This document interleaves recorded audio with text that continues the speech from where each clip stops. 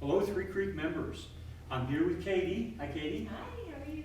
And we've been talking a lot about the golf swing and how to get people to engage their body, engage their muscle groups. And she's trying to get me ready for the golf season. Now, all of our members have done a great job working with John and Brian on swing direction and creating that transition where the shaft comes from 7 o'clock, swings out to 1 o'clock. That's really important. You can't train that enough, but this is the exercises we're going to do to help the body complement that arm swing.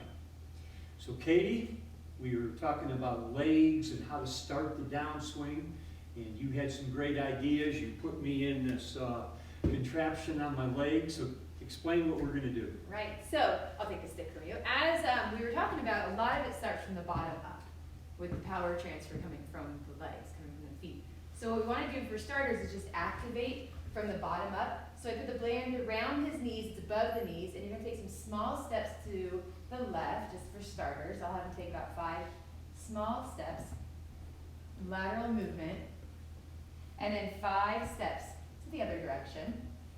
And as you can notice, his hips are neutral. If you take too big of a step, all of a sudden your hips start to shift. So smaller steps. I'm really working this area. Correct. Right. So the lateral movement is actually getting those glutes warmed up and Okay. the larger muscles of the glute med, the glute max firing. Good. Back and forth. Just one more time. Okay. And then bring it back. So what this also does is actually starts to create the stability within the hips. So as you want more hip stabilizer muscles through your rotation, so a lot of it is through more thoracic rotation, pelvic rotation, but everything moves together. So the muscles that are stabilizing the hip actually work together. So as we go ahead and grab onto your dowel here, Okay. we're going to put him into a rotation exercise where he starts to really just focus on the lower half of the body, moving. So I'm getting this up high and holding it, right? He's getting up high, and notice it's not very heavy weight. Right now we just have him on 10 pounds, so he's not going to overexert himself in this movement. It's enough weight to keep him pulling, and it's keeping him pulling toward the anchor, so that as he moves into his downswing, it shows that the hips have to move first to initiate the movement, and the arms come second, torso, and then arms. And it's really happening from the ground up. So I'm not pulling at all, am I? Correct. The pull down, if there's any, happens when my left leg goes out and I start to rotate both my hips and my chest. Yes.